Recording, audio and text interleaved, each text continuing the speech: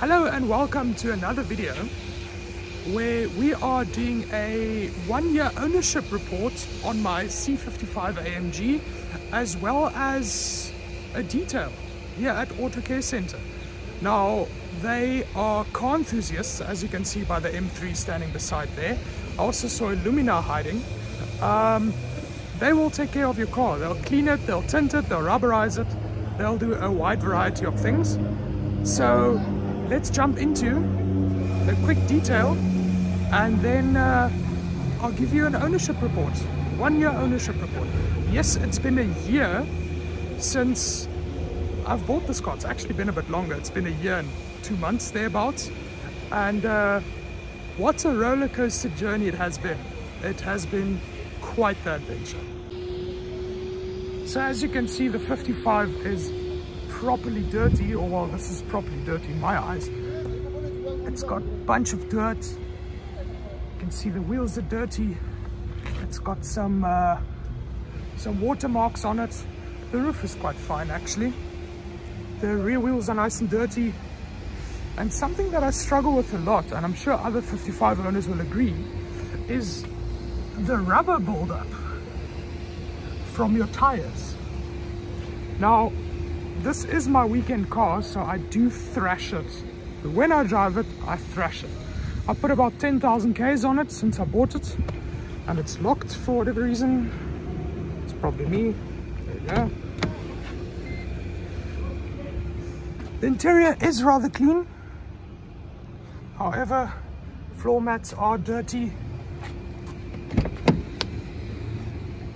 It's got some footmarks here from a passenger that drove with that doesn't understand car etiquette. And that just goes back to my saying, as you'll see in my previous videos, passengers are peasants because they just don't care about your car. That's why I actually have a contract that people have to sign if they want to drive with me. That makes sure nobody drives with me. It works always, every time. So without much further blabbering from my side, let's get in and get greeted by a plethora of warning lights.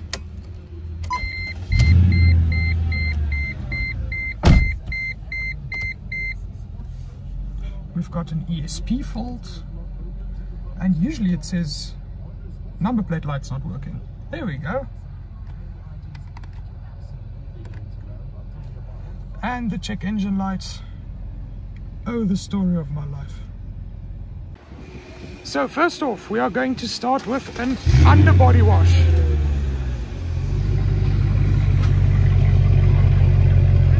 Oh boy, these 113 engines sound awesome.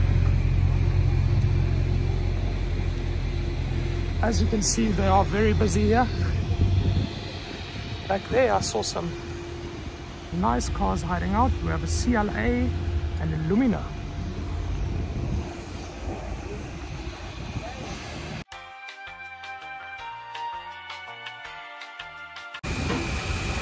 So she is in there.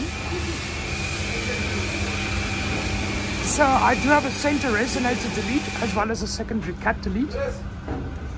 So one of the first things that happened was these things, they tear off. If you drive through deep water, see it tore out here, and it actually tore off the mounting.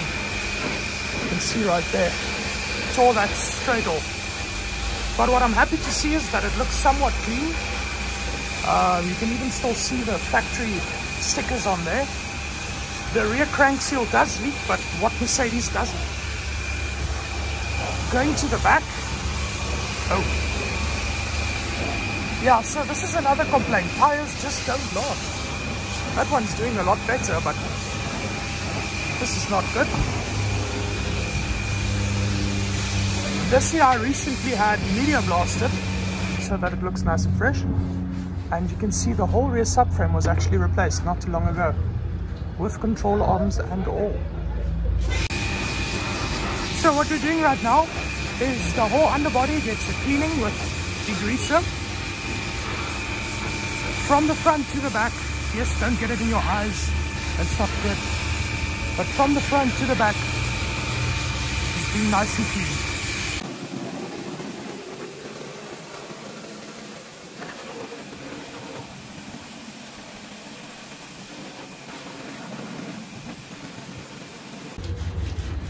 Don't you just absolutely love it when she's dripping wet? So as you can see, all of the grease stains are cleared up. I'm getting rained on. It's looking nice and great. The whole underbody has been cleaned. Everything from inside the wheel wells to over the subframe. It's all nice and clean. These resonators, I actually polish them from time to time so that they look perfectly fresh. And you can even see the body is nice and clean. So I do have some surface rust forming over there. This is a Japanese import, so Japanese cars tend to have a little bit of surface rust on them.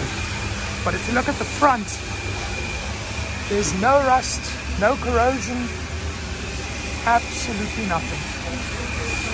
Looks perfect.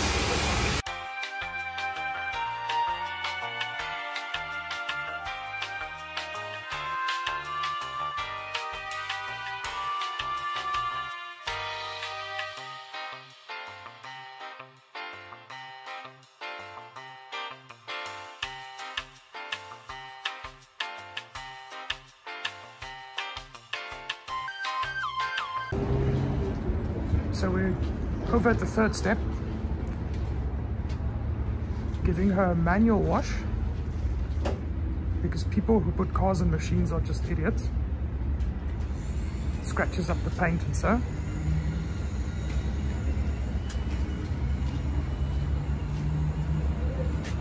Let's check how clean these wheels are already.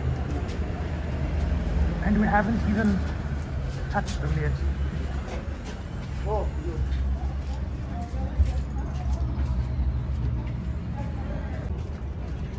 So while they're busy washing the car, let's talk about fog lights, which is a painful subject on the C55s, because these are insanely pricey if you want a new one, and used ones are usually sandblasted or faded severely. So you can see this one has actually started fading lightly, and those go out quite often. I had this car I think a week or two, and I was having a pleasant acceleration demonstration against somebody else, and this happened, as well as rock chips, especially in Africa where there's lots of dust on the road. You get a lot of rock chips, as you can see here.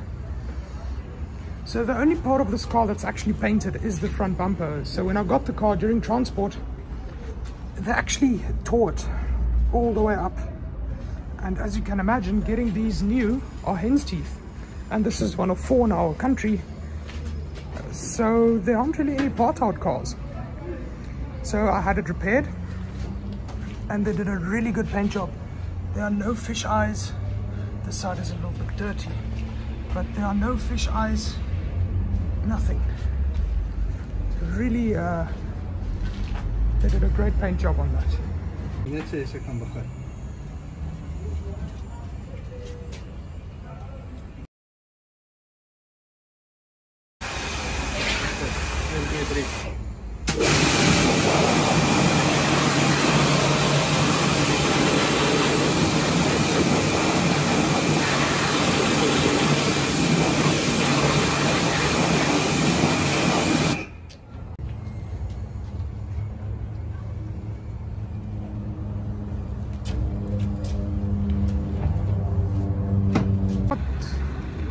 I got distracted by a minute.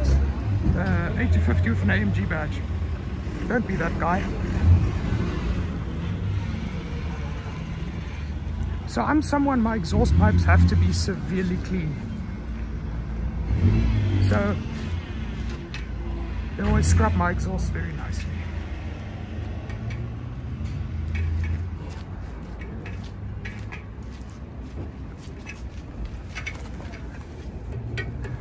This is for Greta Thunberg. Enjoy it. That is what a proper engine does. Yebo.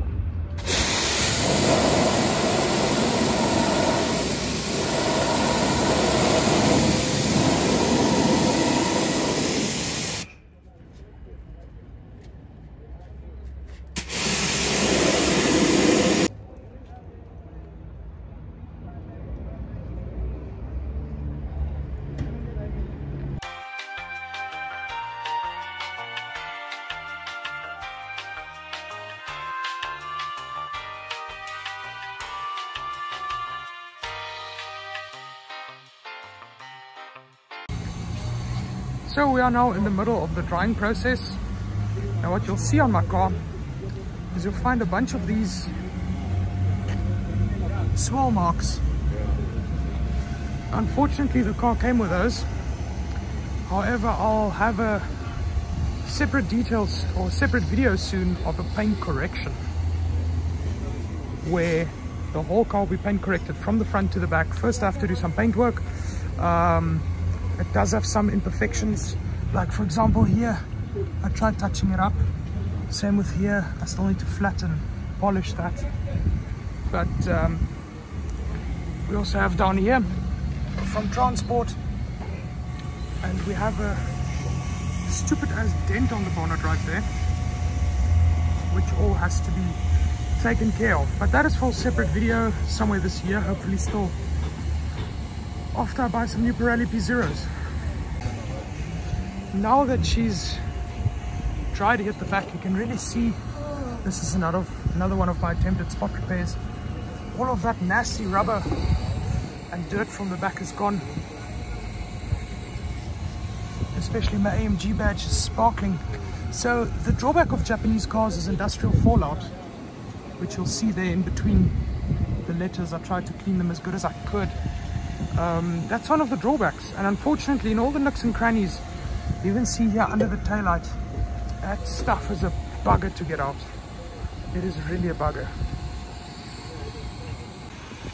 So another thing that's unfortunate is this beautiful bird's eye maple wood, which would usually look like this. However, over time they unfortunately fade, and on the inside they have the unfortunate, I need to replace all the wood. Am I going to do it? Yes. Not right now though, it's not high on my priority list. So I'm not in the mood to rip door panels apart really.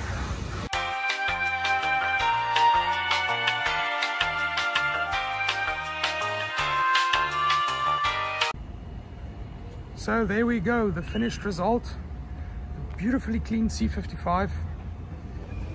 Only drawback of a clean car is you can see all the imperfections. But with time that will all be sorted.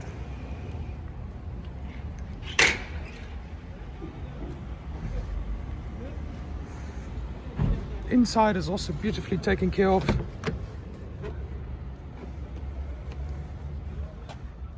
Carpets vacuumed, all nice and clean. Which brings me to the first thing that I don't like about this car, one of many, is that when it's dirty it looks horrible, it looks cheap. This car only looks good when it's clean. And this being one of 147, according to Mercedes forums, alabaster white C55s in the world, you really want to keep it that way. Once again, thanks to Auto Care Center for taking care of my prized possession. If I don't wash my own car, she comes here. Okay, so we're back at my house, and I'm going to take you through some of the things that I've had to replace and some of the things that I've had to do, as well as some of the things that are broken on my 55 currently, and things that I have to do soon, unfortunately. However, isn't it always nice to see the old girl? It's my 71 W108, perfect reliable car. It's not given me one day's worth of trouble in the 7 years that I've owned it, besides for batteries. Perfectly reliable. The 203 can definitely learn something from that car. Okay, so we're going to start with the obvious, which is the engine. So unfortunately, I've lost my star in the past few months, which is a really big bummer for me because I love the way this engine bay looked with the star. I'll quickly overlay a picture. Then if we remove this, you'll see I removed the secondary air injection pump. I left the solenoids. I'm still going to order a delete kit for that. And you will also notice that my intake manifold flaps for which the actuator is right here, which is actually more vacuum solenoid. That's Eina, that's warm. Eina is Afrikaans for ouch. There's the actuator. So I ran a line from here directly to the secondary injection pump port. You'll see here's an open pipe, which is for the flaps, but unfortunately my intake manifold is a little bit clogged on the inside and it doesn't pull vacuum, as well as the line is porous. What I noticed over the weekend, it has a oil leak. Yeah, there you can see it. Beautiful oil leak, which it never had. The cap has always been a bit drippy, but yeah, it's unfortunate part of it. What I've done is as well, I've installed K&N filters, which helped quite a bit with throttle response. But besides for those little things, this engine has been perfectly reliable in the year that I've owned it. It's not given one bit of trouble. It's always started, always ran, never missed a beat. Besides for the intake manifold flaps, it's just keeping it maintained. It's got 146,000 kilometers on it, which is, I don't know, insert miles number here. But it's genuinely been a very reliable engine, which these 113s have a reputation for. Okay, on to the next. So I've had to do the brakes, which is normal winter maintenance. I can, however, tell you, here where I live in Namibia, they are quite pricey. Next thing is the suspension is very noisy. That's due to failing shock mounts, as well as a failing shock on that side, which is unfortunate because once again I live in a place where nobody's ever heard of parts at decent pricing and keeping cars maintained, so they are very pricey. The shock mounts are not that bad, but the shocks are very pricey. So I have a little bit of a clunking noise coming from the suspension. On the interior, my radio over the weekend threw out a white screen. However, it is now working, as I shall demonstrate. So as you can see here with some Japanese writing, the radio has magically fixed itself. I just got a text, apparently I'm in trouble. Either way, I upgraded from the regular climate control to the digital one because it looks cool, and 22 degrees is where every car should be at. I mentioned earlier that the wood unfortunately is fading, it's also cracked, and some of this chrome is peeled off, which is regular 203 nonsense. However, when I go to start the car, which it does perfect, you'll see I have license plate lamp errors. I can replace them till I'm blue, they'll work for a few days, and then they're just done. I'll take them out, put them back in, and then they work again, oddly enough. Service, I've only driven like 6,000 k's from the last service, so I'm not too worried about that. Then periodically it'll throw out a traction control malfunction, which is the steering angle sensor that has failed, or is failing, or only periodically working, or on strike, or however you call it. Check engine light is on. That's due to the secondary injection delete, and I just don't really want a tuner to touch my car. I just have a difficult time trusting tuners when it comes to software and so on to delete those types of things. But besides for that, she's really been an awesome car to own. Another thing worth mentioning, which I almost forgot, is the gear lever shift position sensor thingy, the mechanism here, has failed on me a few months ago. I went to a wrecker and I got another one from a C180 or whatever. Fits perfectly. But besides for that, and some engine mountings that had failure, and gearbox mounting that I had to replace, and pretty much the whole rear suspension and front suspension, it's been a really great car. So a year later, would I have bought this car? No, I would not. I would have bought a CLK 63 for the same money. Do I regret buying it? No, I don't. Would I recommend you buying one? Definitely. Just have it checked through by a Mercedes dealer first, because they tend to hide quite a few worn bushings, especially if you're not used to how a 203 should drive. So here's a little bonus clip, just of the sound and how she accelerates.